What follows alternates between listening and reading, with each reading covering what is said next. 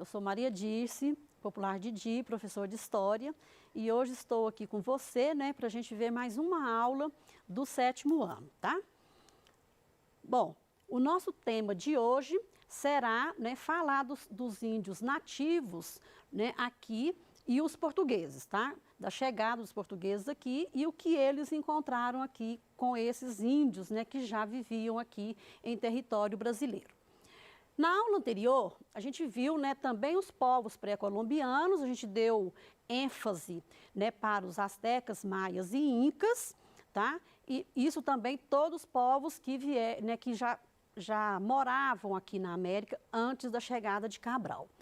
Na aula de hoje, então, você vai ser capaz, né, de entender como que foi o encontro entre esses índios nativos e os portugueses quando eles aqui chegaram, né? Porque era desconhecido para os dois lados, tá? Bom, eu faço a pergunta aqui, né, bastante interessante. O que será que aconteceu, não é isso? Quando indígenas e portugueses se viram frente a frente pela primeira vez? Aí eu trouxe uma cena aqui para a gente estar discutindo um pouquinho, que é a questão aqui de uma cena, né, de um filme dos invasores da Terra, do espaço. Aí assim, imagina, né, eu estou num determinado local e de repente aparecem naves ou ETs, como eles falam, né? O que eu ia sentir em vendo, né, pessoas estranhas chegando aqui num ambiente que é habitado por nós?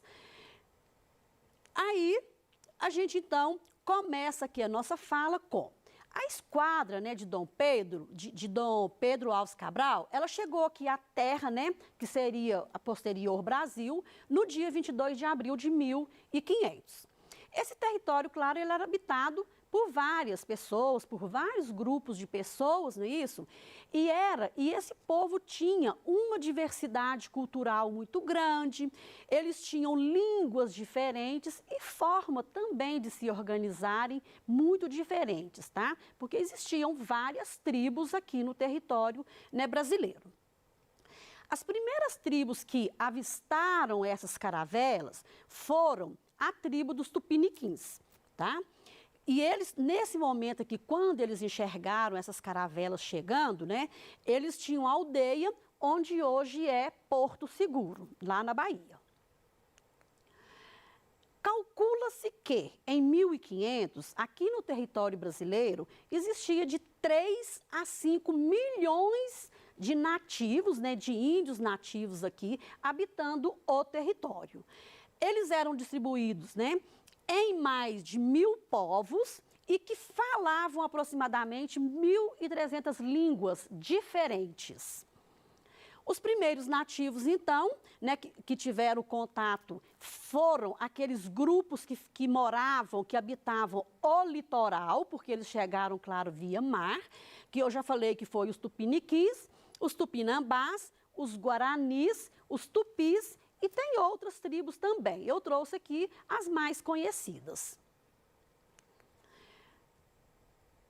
O impacto do contato, gente, claro que foi extremamente forte, né? Você imagina eu ver pessoas desembarcando num território que é nosso, pessoas, né, vestidas diferentes, né, falando diferente, né? Claro que houve o quê? Um grande estranhamento mesmo ali naquele momento.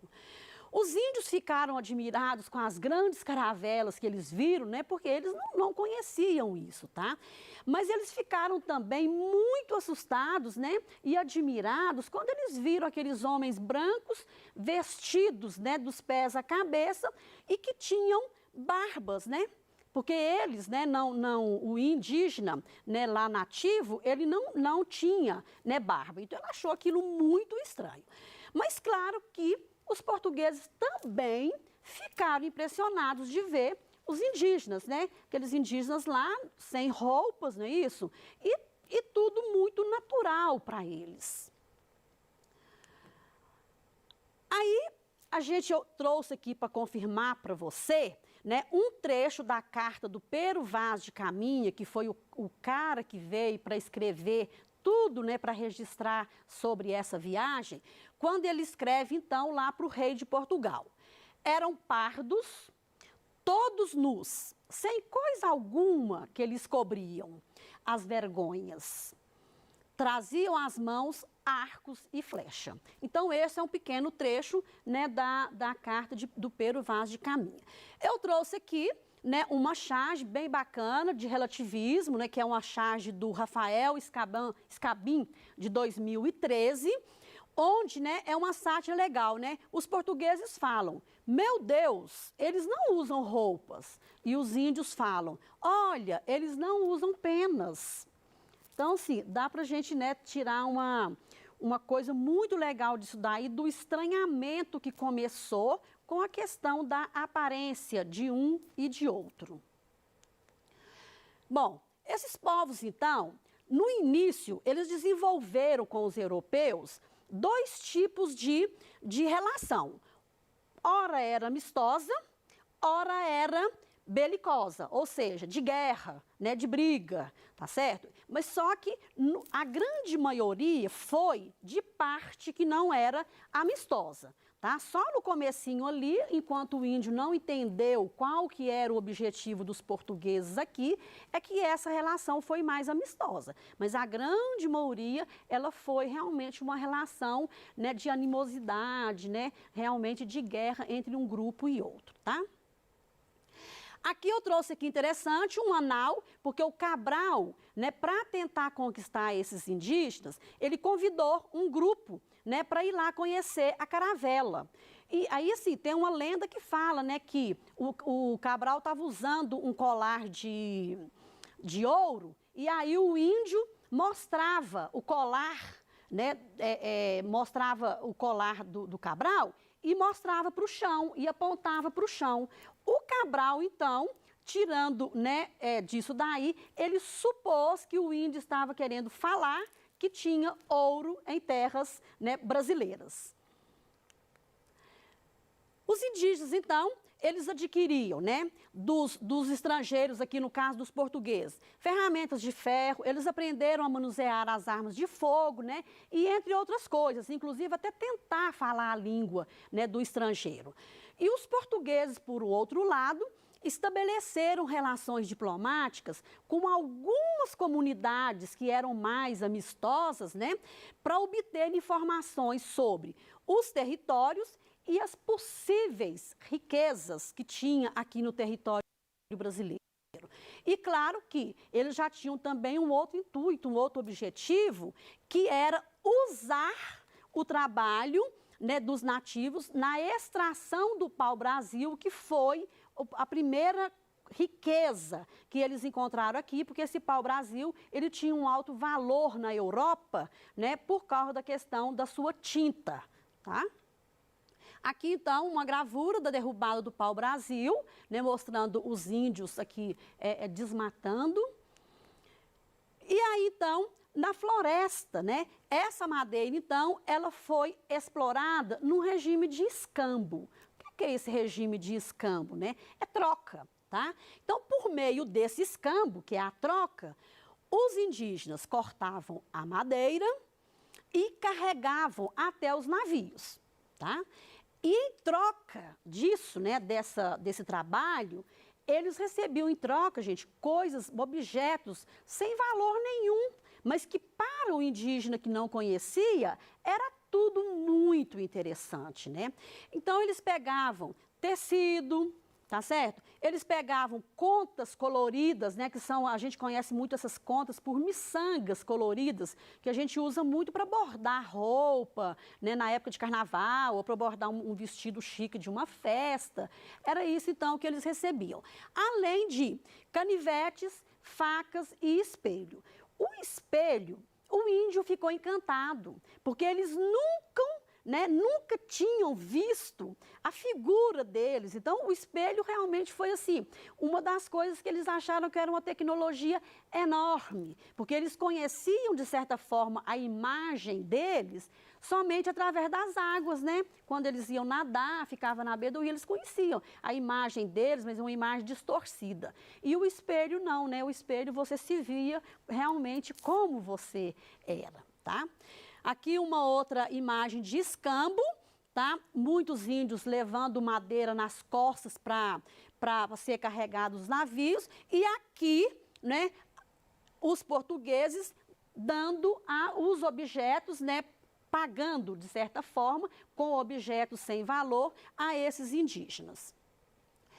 Aqui eu trouxe para você qual que é a narrativa, qual que é o pensamento do povo indígena, tá certo? Com relação a essa chegada dos portugueses, né? Porque o normal é a gente ter a visão o quê? Só dos portugueses, que é uma visão eurocêntrica. Mas nós temos que pensar que o índio que estava aqui, ele pensava, ele tinha as ideias deles, então eles têm essa narrativa, tá? Eu trouxe um exemplo aqui de uma narrativa de uma tribo, que seria dos índios Ticuna, que hoje ficam na região da atual Amazônia. Eles explicam, então, que a chegada dos não indígenas, ou seja, dos brancos, foi interpretada como um retorno dos antigos parentes deles. Esses parentes, então, na cabeça deles, há muito tempo eles tinham deixado essas terras, né, lá da floresta, e com isso, então, eles haviam esquecido a verdadeira origem deles, e aí eles transformaram, gente, os seus modos de vida originais, de viver, de falar, de festejar, esse tipo de coisa. E tornaram-se, claro, pessoas ambiciosas, né? Porque o português, ele é ambicioso, ele veio aqui para tirar as riquezas da nossa terra. Bom, essa narrativa, ela cita apenas uma, né? Algumas das impressões de centenas de povos indígenas que nós temos aqui no Brasil, tá? Aí, inclusive, né, essas narrativas, elas são contadas hoje, né, através de quê? Muito da oralidade, tá? Os mais velhos, ainda hoje, eles contam essa história para os índios, né? Os índios jovens, os índios crianças. Mas tem uma narrativa bacana aqui também, que é dos Guaranis e Tupinambás, que eles acreditavam que existia uma terra do bem, tá? E que eles tinham que lutar por essa terra do bem, porque lá tinha os deuses e depois que os guerreiros morressem, eles iriam para lá. Tá? Só que eles, né, essa narrativa, eles colocam que com a chegada dos portugueses, os portugueses trouxeram ameaças, tá, para eles, e aí então eles não conseguiram fazer o que eles queriam, mas que eles ainda hoje, eles continuam tentando achar essa terra que não existe mal. Tá? E aqui, além da oralidade, esses registros também, né, ficou através das cartas e diários dos primeiros viajantes europeus que vieram cobrir, né, as primeiras viagens desse povo aqui. A partir de 1500, gente, essas relações entre índios e portugueses começaram a se modificar drasticamente. Por quê? Os portugueses, né, eles tiraram o pau-brasil aqui, então, de 1500 a 1530, e aí, claro que esse pau-brasil, ele foi, né, sendo extinto, tá? E eles, então, o que que eles fizeram? Pensou, nós vamos ter que começar a fazer a colonização. Aí, com isso, então, nesse processo de colonização, eles colocaram pessoas vindas de Portugal para estar fazendo, né, vigiando, né, a costa, para outros estrangeiros, como os franceses, né, que ficaram de fora lá do Tratado de Tordesilhas, tá certo? Aí, então, eles trouxeram essas pessoas para vigiar a costa, porque eles não queriam que mais ninguém explorasse a riqueza do Brasil, a não ser eles. E claro que até aqui também eles não conseguiram achar metais preciosos, tá? Bom, os colonos, então, que vieram, eles eram encarregados, né, de estabelecer o povoamento português e de implementar o plantio da cana-de-açúcar, que isso daqui é assunto, né, para as próximas aulas nossas, não é isso? Que a gente começa realmente, de fato, a colonização no Brasil com a economia, né, sendo uma economia agroexportadora dentro da cana-de-açúcar.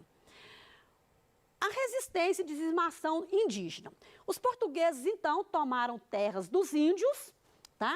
E fizeram das mesmas propriedade deles, inclusive escravizando, né, esses indígenas para trabalhar nas próprias terras que pertenciam aos indígenas. Com isso, então, gente, começou o quê? A resistência de várias formas. Eu trouxe uma imagem aqui de uma resistência atual, né, que os índios ainda fazem, porque hoje ainda é muito grave a invasão das terras deles pelo Brasil inteiro. Eles, então, não facilitaram, tá? Esse processo de colonização. Eles iniciam, então, uma intensa, mas grande mesmo, resistência contra a presença dos portugueses aqui no Brasil e a escravização dos nativos, tá? Aqui uma resistência também celebrada aqui dos povos originários, porque eles continuam lutando aí até hoje. No processo de colonização, a escravização, as guerras e as doenças trazidas pelos estrangeiros abalaram profundamente, né, as sociedades indígenas que viviam aqui no Brasil. Muitos foram dizimados, né, com essas guerras e com as doenças trazidas pelo homem branco. Tudo isso, então, contribuiu para quê? Para a dizimação de grande parte, né, ou de grande parcela, né, da nossa população nativa. Todo esse contexto provocou deslocamento desses indígenas, né, para o interior do Brasil, com o objetivo de quê? De afastar os efeitos nocivos ali, né, das armas, da catequização, que a Igreja Católica estava aqui, das alianças perigosas e das doenças. Alguns povos indígenas instalaram em regiões de difícil acesso na região amazônica. Por quê? Porque lá ninguém conseguiria encontrá-los. Segundo a FUNAI, a Fundação Nacional do Índio, são considerados povos indígenas isolados aqueles que não têm relações permanentes ou que apresentam pouca interação com as sociedades nacionais, indígenas ou não indígenas. O isolamento ofereceu uma certa proteção a esses povos até o início do século XX, porque depois aí começou, né, tudo de novo e a resistência continua, mas a coisa para eles não ficou boa. Nos últimos 80 anos, as áreas habitadas por essas comunidades têm sido muito ameaçadas pelas indústrias, pelas madeireiras, as indústrias mineradoras, pelas madeireiras e também pelos narcotraficantes que atuam nas fronteiras da Amazônia. Aí eles invadem mesmo as terras indígenas. Aí eu quero, né, dentro aqui da nossa aula, porque o PET, na verdade, gente, o PET de vocês, né, que você vai estar recebendo, ele é um PET muito extenso, com várias habilidades para trabalhar. Nós sabemos que a questão indígena aqui no Brasil é um caso mesmo, né, muito difícil de ser resolvido. Tá? Né? Por quê? Porque a gente, na verdade, nós não estamos tendo políticas públicas no Brasil, né, que proteja esse índio como ele precisa ser protegido. Eu vou trazer para vocês a questão muito atual, né, da Amazônia, né, que todos os dias a gente vê. Ontem mesmo eu vi uma reportagem, né, de umas 3 balsas que eles devem, cheio de madeira, que eles devem ter cortado isso lá na Amazônia, né? E claro que isso nas reservas dos nossos povos indígenas nativos, tá? Então, eu acho que não está tendo uma política governamental para estar protegendo de fato, né, esses povos nativos. E sem contar que a FUNAI, né, de repente, ela perdeu força e que a gente precisa realmente estar colaborando com isso. Aí eu vou estar deixando aqui, né, para você fazer uma pesquisa, né, como que está a situação desses indígenas hoje pelo Brasil. Aí eu peço que você faça uma pesquisa em revista, jornal, né, tal, E percebendo com uma questão seguinte, né, que a maioria das reportagens, elas vão se referir a questões de terras, mas não é só isso que o índio sofre. Aí você, então, faça uma pesquisa bem bacana, abrangendo, inclusive, a questão social deles também. A nossa aula, então, chegou no fim. A gente, em breve, volta para dar sequência nesse conteúdo aqui, que é muito bacana. Enquanto isso, fique em casa. Um grande abraço em cada um de vocês.